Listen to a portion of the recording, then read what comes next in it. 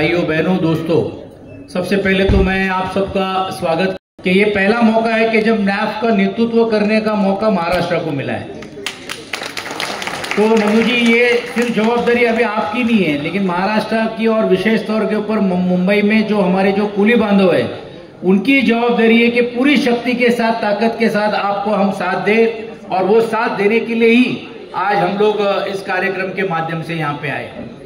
तसं बघायला गेलं तर महाराष्ट्रातला 850 किलोमीटर पेक्षा जास्त हा समुद्रपट्टा आणि समुद्र किनारा असताना पण देखील त्याचा फार मोठ्या प्रमाणावरती जागतिकीकरण आणि उदारीकरणसाठी मोठ्या प्रमाणावरती त्याची लौकिक हे आपण मिळू शकलो नाही, ही दुर्दैवाने ही सर्वांच्या मनामध्ये खंत आहे। आणि हे 850 किलोमीटर मध्ये आपले मासेमारी करणारा जो समाज, विशेषतः कोळी समाज, ह्याच्या उत्तेजनासाठी किंबहुना त्यालाही देखील वेगवेगळ्या रोजगाराच्या माध्यमातून किंवा वेगवेगळ्या योजनेच्या माध्यमातून त्यालाही देखील पुढे आणण्यासाठी त्या शासनाने जरी मदत केली असेल तरी देखील ती खूप मोठ्या प्रमाणावरती अपूर्ण आहे। आणि म्हणूनच परवाच्या दिवशी विधान परिषदेमध्ये ज्यावेळी असंच कोळी बांधवांचा सीमालोकांचा विषय आला होता, त्यावेळी मी ते संबंधित मंत्र्यांना विचारलं की आपण सर्वांची चर्चा करतो, ज्यावेळी दुष्काळ परिस्थिती आली आपण शेतकऱ्यांना अनुदान देण्याचं काम करतो, ज्यावेळी शेतकरी आत्महत्या करतो तर त्याला आपण मदत करण्याचं काम करतो, पण कोळी बांधव जो समुद्रामध्ये जीवाचा पार करून घेऊन एवढ्या समुद्रामध्ये जातो आणि छातीचा कोट करून हे आपल्यासाठी एवढ्या मोठ्या प्रमाणावरती मासेमारी करून घेऊन एक उपजीविकेचं साधन निर्माण करण्याचं काम करतो, त्याला दुर्दैवाने पाहिजे तसं अनुदान मिळत नाही। मग तो स्वयंमानचा महापुराची परिस्थिती असू दे किंवा जो असलेला जो हवामानच्या माध्यमातून जो आलेला जो एक संकट होता ते असू दे किंवा अनेक ज्या गोष्टी आहेत, हे आजही दुर्दैवाने होत नाही। त्याची मूलभूत संकल्पना जर बघायची असेल तर त्यामागचं कारण असं आहे की अजूनही कोळी बांधवांना मासेमारी हे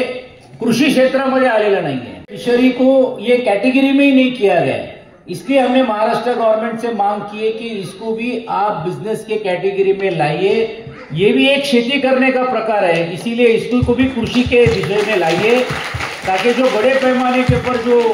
अनुदान मिलता है वो अनुदान भी हमारे राज्य के कोली समाज के लोगों को और विशेष तौर के ऊपर इस उद्योग के लोगों को मिलेगा। कारण आज तुम्ही बघता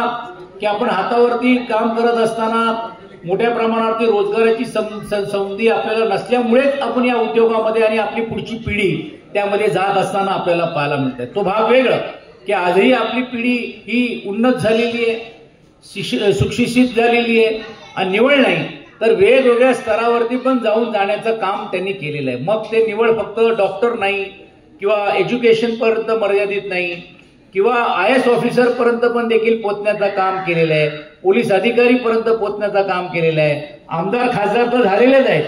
पण त्याही व्यतिरिक्त वेगवेगळ्या क्षेत्रामध्ये पण देखील त्यांनी जाण्याचं काम केलेलं आहे। पण जो मूळ जो आहे तो मला वाटते ठेवणं गरजेचं आहे आणि मला या गोष्टीचा आनंद आहे की आज या असोसिएशनच्या माध्यमातून आपण परत सर्वजण एकत्रित झालेला आहात। मैं आपको यकीन दिलाना चाहता हूं कि महाराष्ट्र की तरफ से हमारे जितने भी कोली बांधव है, जितने भी हमारे लोग हैं, जो हमारे बहुत नजदीक के लोग हैं, क्योंकि मैं जिस क्षेत्र से विधायक बोलकर मैं चुन के आता हूं वहीं हमारा वर्ली कोलीवाड़ा है, वसई कोलीवाड़ा है, कुलाबा कोलीवाड़ा है, ये सब लोगों को बहुत नजदीक से हम लोग का मिलने का मौका होता है। और सबसे ज्यादा अहम बात है कि मैं खुद फिश खाता हूं तो मुझे इसकी जरूरत ज्यादा है, लेकिन नंदू जी लाके देते नहीं है कभी कभी। पर हमारे वर्ली के यहाँ इतने सारे लोग बैठे कि ये तो एक अलग लगाव हमारे समाज के लिए है, और इस समाज के लिए अगर हम कुछ कर सके तो ये हमारी जवाबदारी है, ऐसा हम समझते हैं। इसलिए आप लोग यहाँ पर आए, मैं आपका स्वागत करते हुए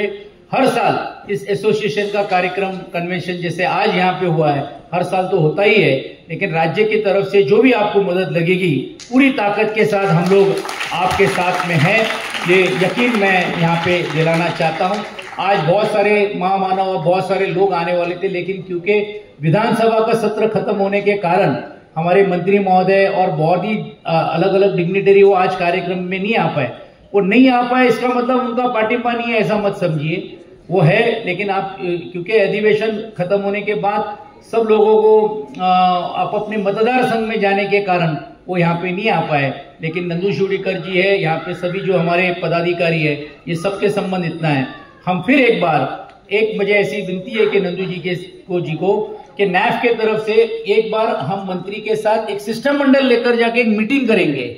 क्योंकि कन्वेंशन तो हो गया, लेकिन इस कन्वेंशन में जो भी आपने रिजोल्यूशंस लिए होंगे, जो भी इस कन्वेंशन में जो भी आपने मांगे रखी होगी, उसको आगे लेके जाने का काम हर राज्य के हर स्टेट में करना जरूरी है। और उसकी शुरुआत मुझे लगता है महाराष्ट्र से करना चाहिए। और आप आगे बढ़िए, हम लोग भी आपके साथ है, इतना ही वादा आप लोग सब लोग को करते हैं। फिर एक बार आप सब लोगों का अभिनंदन, परत एकदा आपल्या सर्वांचे आभार। अशाच प्रकारे आपण संघटित राहा, कारण शेवटी आता तुम्ही बघा की अनेक वेळा ज्या मोठमोठ्या प्रमाणावरती आव्हान आपल्या समोर आलेले, कारण आता या इंडस्ट्रीमध्ये फक्त आता आपली लोक राहिली अशी नाही, मोठमोठ्या आता कंपनी यायला लागलेले। आता स्टोरेजच्या नावाखाली तुम्ही बघितलं असेल, आता तर आमच्या मासेमारी विक्रेत्याच्या वरती एवढा आघात होणार आहे, आता ऑनलाईन वरती सर्व गोष्टी झालेल्या। जे ऑनलाईन मध्ये करण्यात येतं, कधी आयुष्यात त्यांनी मासे पण खाल्ले नसतील, तेच ऑनलाईन करायला लागलेले। ही जी वस्तुस्थिती, ही परिस्थिती आहे, ते मूलभूत असलेला जो उद्योग पण आपल्याकडनं जाण्याचा प्रयत्न होतोय। अशावेळी नॅफनी हा एक प्रयत्न केला होता की फिरता व्हील्स वरती त्यांनी पण एक